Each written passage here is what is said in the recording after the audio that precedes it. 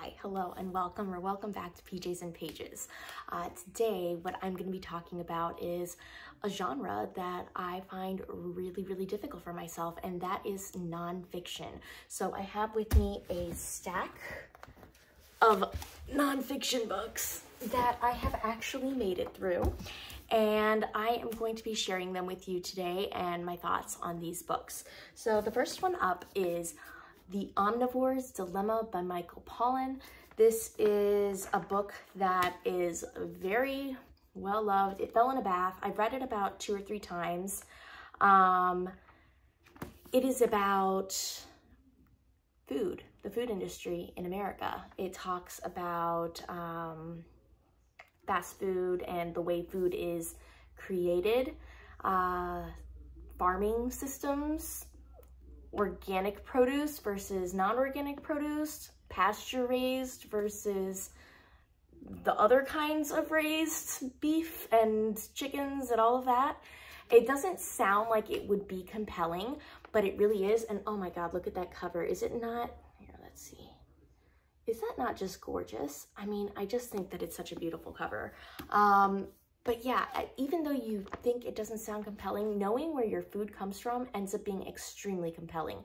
After reading this, I read this for, was it summer before my junior year, I believe.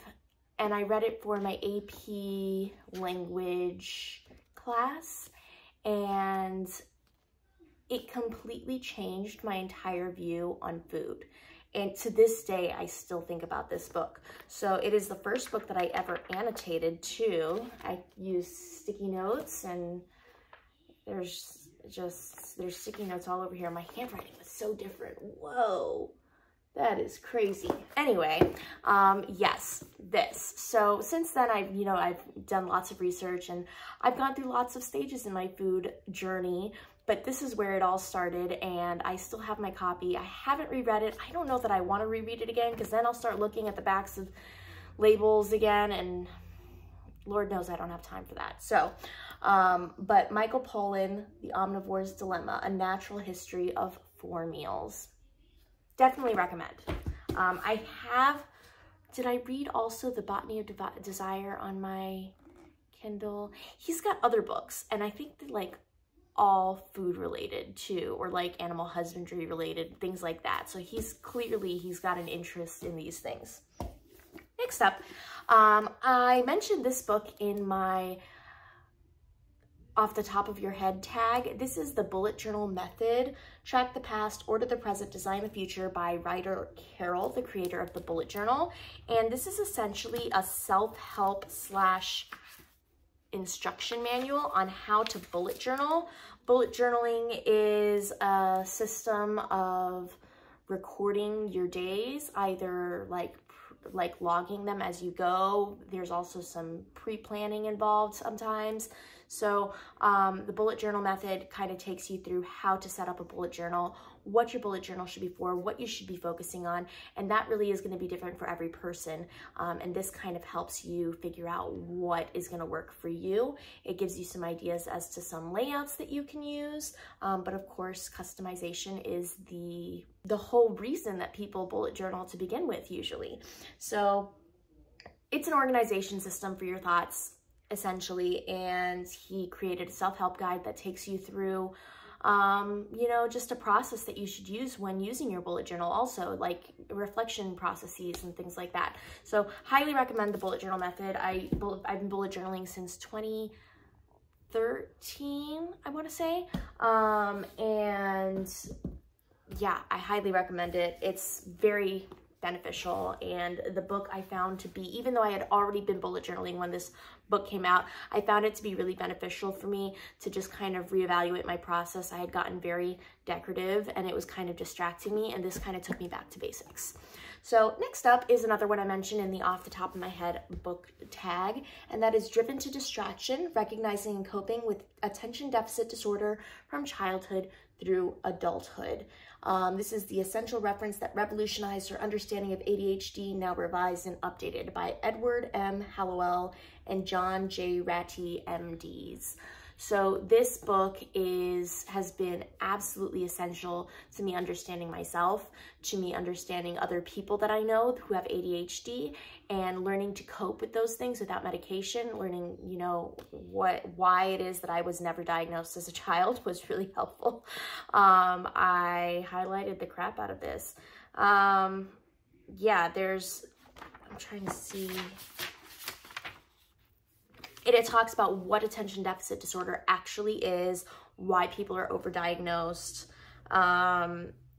living and loving yourself with ADHD, and learning how to be in a relationship when you have ADHD or when you're with someone who has ADHD, being a part of a family, the subtypes of ADHD, which there are many, and steps to diagnosis and treatment of it. So it's also the biology of ADHD. So why does ADHD happen? So this was absolutely phenomenal.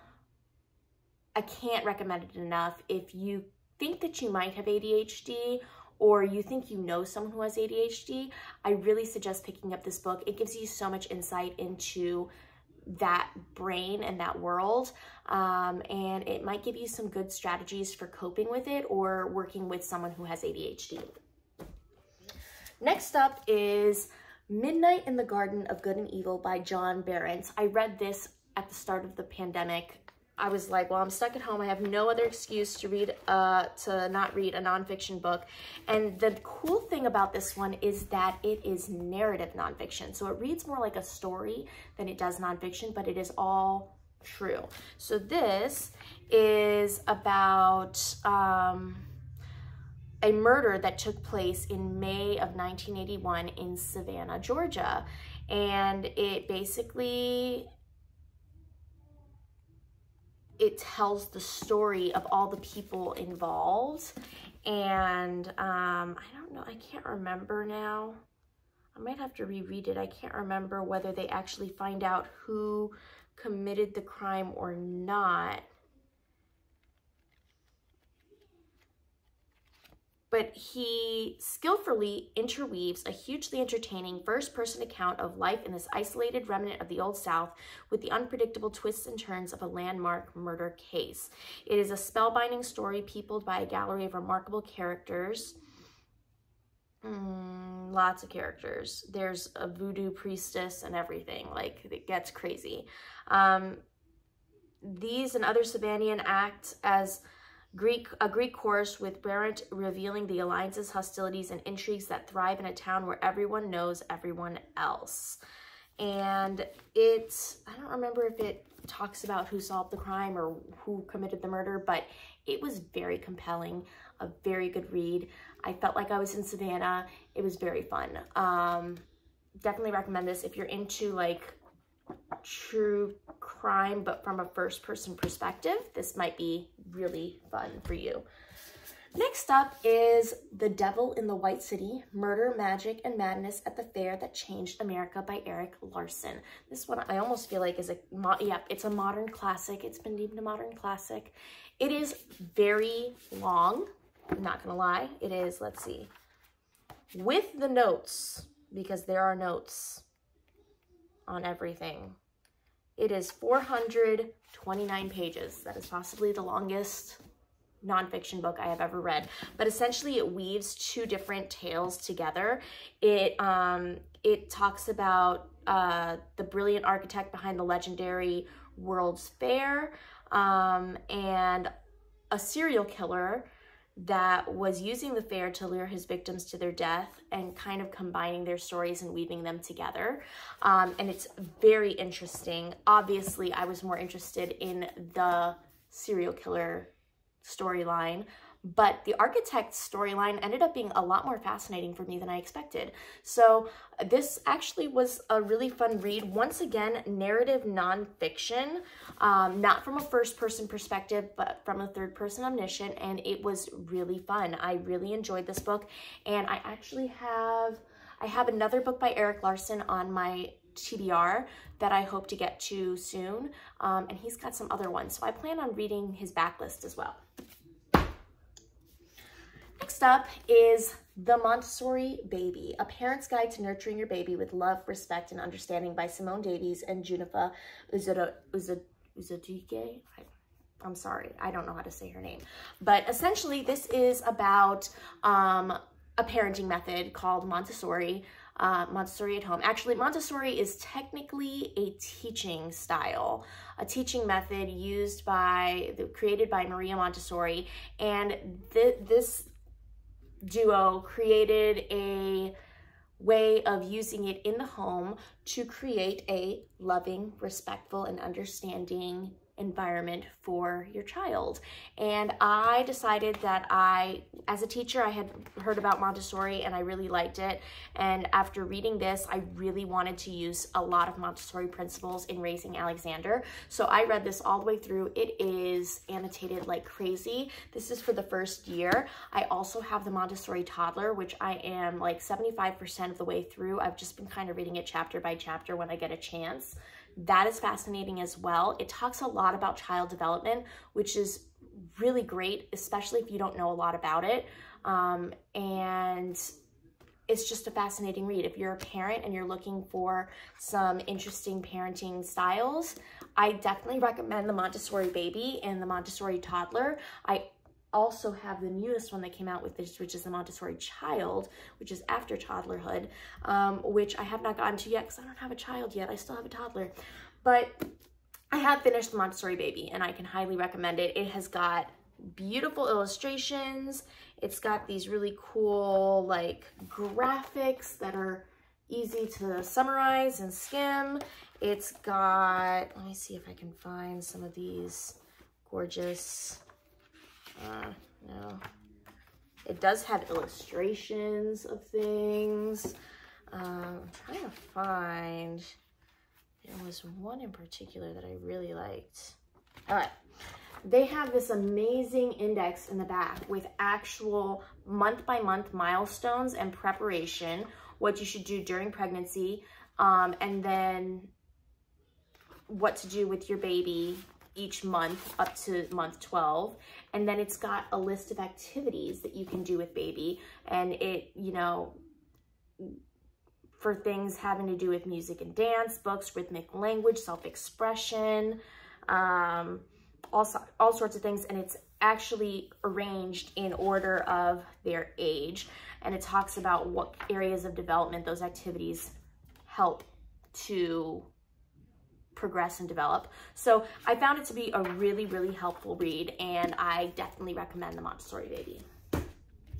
Next up are two textbooks, because if I wasn't being forced to read nonfiction, I probably wasn't going to when I was younger. And the one that I found the most fascinating, and I actually kept it, actually I've got some art ones, but I haven't actually finished them, like art history textbooks. This one I actually finished. I read from cover to cover, The Cosmic Perspective, 6th edition by Bennett, Donahue, Schneider, and Voigt. This was my astronomy textbook in college, and it's got beauty. First of all, hello, who doesn't care about looking at cool pictures of space? Let me see if I can find another one. There's some really cool ones. I found it actually very readable. As far as textbooks go, this one was fantastic. I really liked it. Obviously, I kept it. It's one of the few textbooks I kept from college. Oh my God, there's like this little poster that comes out and everything. I don't know. Look at this. I still have things from my college years. It's stuck inside. Okay, it's gonna live there now. Some old Spanish worksheet. But yeah, this is about our universe, like literally the whole universe. It talks about galaxies, it talks about black holes. I absolutely find space so fascinating. I think it's why I'm in such a big sci-fi kick right now. And if you don't understand what stuff is happening in sci-fi and it takes place in space, maybe read a textbook because it might explain some of that to you. if you're looking for one, this is the one I recommend. Anyway, and then my photography class didn't have a textbook, and I am one of those nerds who likes to have a textbook. I like to have books to read about the subject that I'm learning about. Yes, photography is not something that you need to have a textbook for, but I like to have one. So I went to a used bookstore and I found one. This is Photography, the 4th edition by Barbara London Upton with John Upton. And it is old. It is so old that it really was kind of outdated for what I needed it for.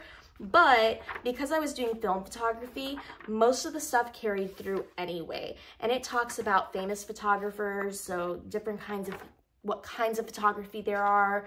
It talks about the anatomy of a camera, which really hasn't changed that much. I mean, obviously digital photography has changed, but the anatomy of a film camera has not changed since in a long time.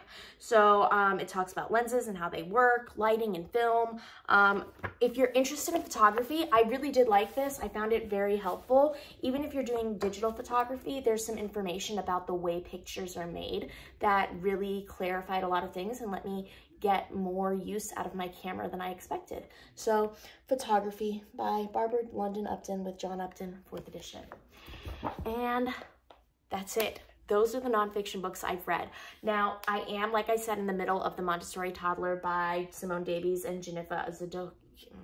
I can't say her name. I'm sorry. Jennifer. We're going to pretend we're on a first name basis with her. So I'm reading that one and I'm finding it fascinating. I'm also in the middle of, well, not in the middle. I'm a quarter of the way through Stamped from the Beginning. I've been a quarter of the way through for a while. I put it down. And I'm hoping to pick it up this year and finish it because I really do think it's written well. And it's interesting. It was just really heavy, and sometimes you just got to get through heavy things. So I think I'm going to force myself to do that this year. So Stamped from the Beginning is another book that I am kind of in the middle of. I've got a couple of others on my TBR. Like I said, I've got the Eric Larson one, and I've actually got one about, what is her name? Laura Ingalls Wilder. It's called Prairie Fires, and it's about like that whole time period where she was growing up and how it relates to the books that she wrote. So yeah, I think, but I don't usually have a lot of nonfiction, and I feel like I should read more of it. So currently I am also reading Wild New World for the big library read this month, and I'm looking for more nonfiction. Narrative nonfiction seems to be my thing. Textbooks apparently, I don't know. And obviously I like parenting books because I am a mom and I find it fascinating. And I'm a teacher. I was a teacher, so I find child development really fascinating. So if you have recommendations, I would love to hear them. Please leave them in the comments below. And yeah, that's all I've got for you, and I will see you in the next video. Bye.